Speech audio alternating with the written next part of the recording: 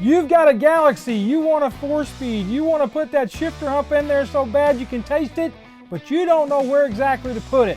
We're going to give you the measurements, show you how we set ours up today, right after the break.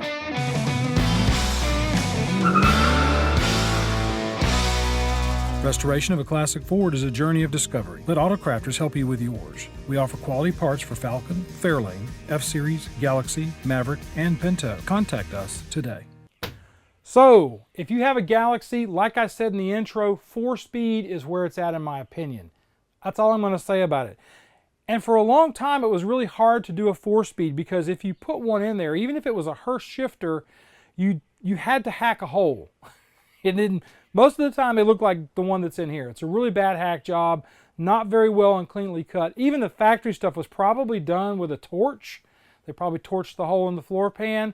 We're not going to do that. We're actually going to cut the hole nice and neat to make it look good and show you how we do it. I know it's probably not the factory way, but we're going to do it my way, which is usually over the top and too much. But that's what we're going to do.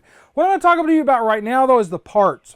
Now, what we have here is the tunnel hump from the guys at Autocrafter. This is a really nice piece. These are finally now available in steel. They used to only be available in fiberglass, which I was never crazy about that. I always wanted to try to find a steel one. I have actually seen guys take oil pans and make them out of oil pans. So, what do you have here? Like I said, nice solid steel piece. It fits just like the original factory one did. And we are going to show you how to put this in and where it should go on the tunnel inside of your Galaxie right now. All right, I am shoved up underneath the steering column so that I can talk to you guys about what we're doing. Then I'm just going to install this. What I'm going to briefly talk about is what you're going to run into if you have a car that doesn't already have a floor shifter in it and you're not knowing where to put it because there's a regular tunnel here. I'm going to give you a measurement to go by for setting this up because right now this has got a stock T10 Borg Warner in it. This is a stock shifter, so this is going to be a stock shifter location, kind of ished, but pretty darn good. I'm going to take my tape measure and I'm going to measure from right here. You'll see that there is a divot in the tunnel hump right here. So I'm going to measure from the tunnel hump down to the edge of the actual hump for the shifter, and that measures out from here to the edge of this at 6.5 inches. So if you're putting one of these in, you're going to be 6.5 inches from here to here.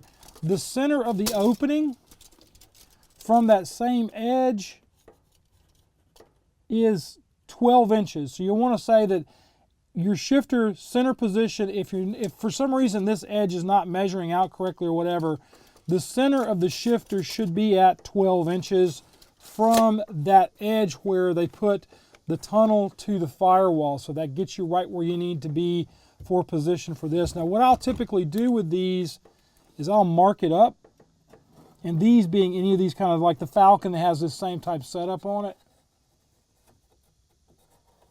And I am a little worried about that right there because there is a dip there and an open spot that goes all the way back.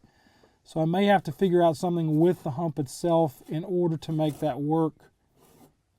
And the reason I'm marking this up is this is what I'm going to use as a beginning template for me cutting the floor pan to a more correct cut.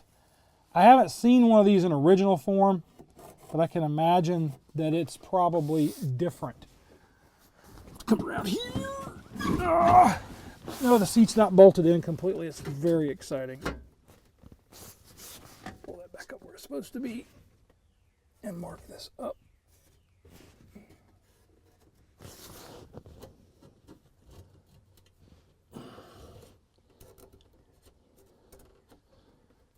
This is not as much fun as it looks. And if it doesn't look like it's any fun, you're right. There's where it's supposed to be sitting. What is about these old Ford steering wheels? They always smell like somebody puked on them. This one's no exception.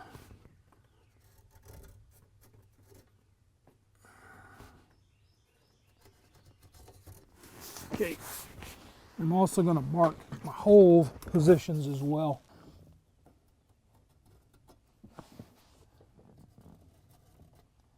I need to mark all of them, but I want to mark a few of them. What I'm going to do is I'm going to measure the area around here where the actual hump is at.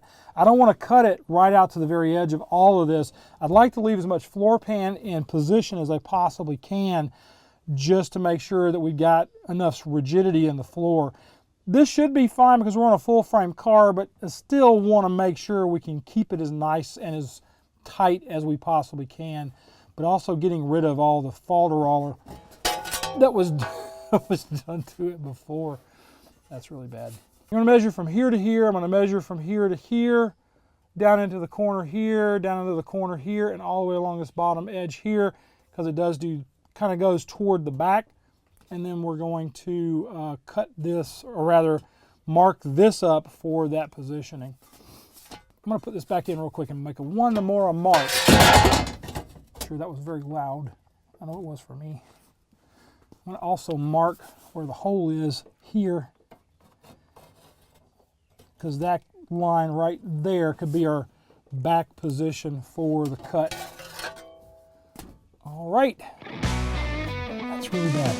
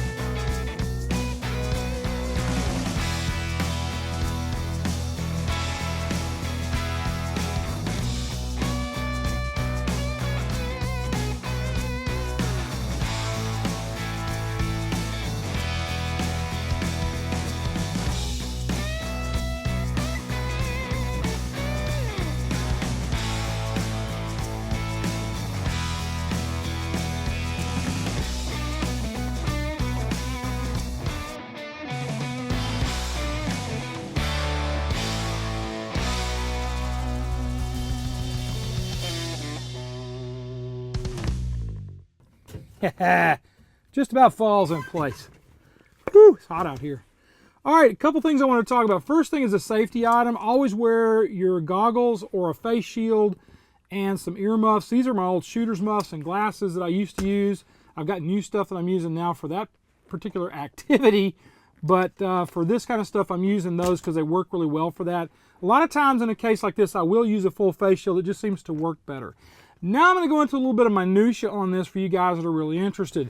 According to what I've read on the internet, these type of tunnel hump systems that are on this car, that I put on this car, were not always used. Sometimes even bench seat cars didn't get them, and they got a different kind of boot. The boot that was on this car may have been that kind of boot, and that hole that was there, heck, that may have been from Ford, but I'm almost positive it wasn't. I'm pretty sure this was a 3-speed on the tree car. So, that being the case, it should have a tunnel hump if it's a bench seat. If it is a bucket seat car with console, it shouldn't, according to what I've read, have the tunnel hump. It should have a boot that goes under there and covers that hole up in the floor for the shifter to pass through. I'm not sure because I can't find any corroborating evidence that I've seen in photographs on the internet. And believe me, I spent a couple of hours today looking at it. So know that if you're doing a console, theoretically, this hump's not supposed to be there. If you know differently, please put it in the comments below. Guys do read the comments, and there's a lot of cool information that comes strictly from my guys that are watching the show and going down and commenting in the section below. So leave a comment regarding that part of it. And realistically, that's basically it. Another thing I'd like for you to do is go out and check out our Patreon account. At the $10 a month level, you get monthly meetings with me. The list that's either going up over here or over here is the folks that put the money where their mouth is. They are already supporting us on a monthly basis, and we thank them for what they're doing. What you're doing is you're helping Andrew make his salary. You're also helping kids around here get fed on Saturdays and make a little extra money, because we do pay the kids. I find that kids learn better when they think they're making money. So we do pay them a little bit on Saturdays. My camera guy in the back, Jackson, just gave me a thumbs up, so apparently it is true. But think about supporting us on that level. You don't have to. The monthly meetings with me are great, and you also get tech tips from me once a month in video form that we don't post anywhere but to our patrons. So it's a little bit of a thing you can get from us as well.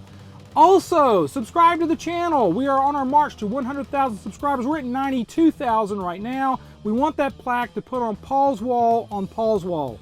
If you've seen the show a few times, you know what I'm talking about. So go out and check out the subscriptions. Tell your mama, tell your granny, tell everybody you know. Get them to subscribe to the channel. Finally and all, folks, be kind to each other, love each other, treat each other nice, and we'll see you on down the road. Well, I'm waiting on my self-tapping screws. I'm also waiting, I've got some strip caulk. I don't want to do any of that until I get all that put together. If you're still sticking around, which you should be because this is, part of the video, I would go in, if you want to know, I would go in and actually sand it down a little bit, put a 2K epoxy primer on it, and then follow that up with some Rust-Oleum semi-gloss black. And then after all that dries out, I would go in and put seam sealer, like a strip caulk, around the opening on the floor, and then press the plate into place, and then go in and use self-tapping screws like Ford used all the way around the perimeter. They did that so they could access the shifter. So there you go. It's really hot. I'm going in the house. Well, I'm going to clean up my mess. Then I'm going in the house. I may just go in the house anyway and then come back and clean the mess. Boy.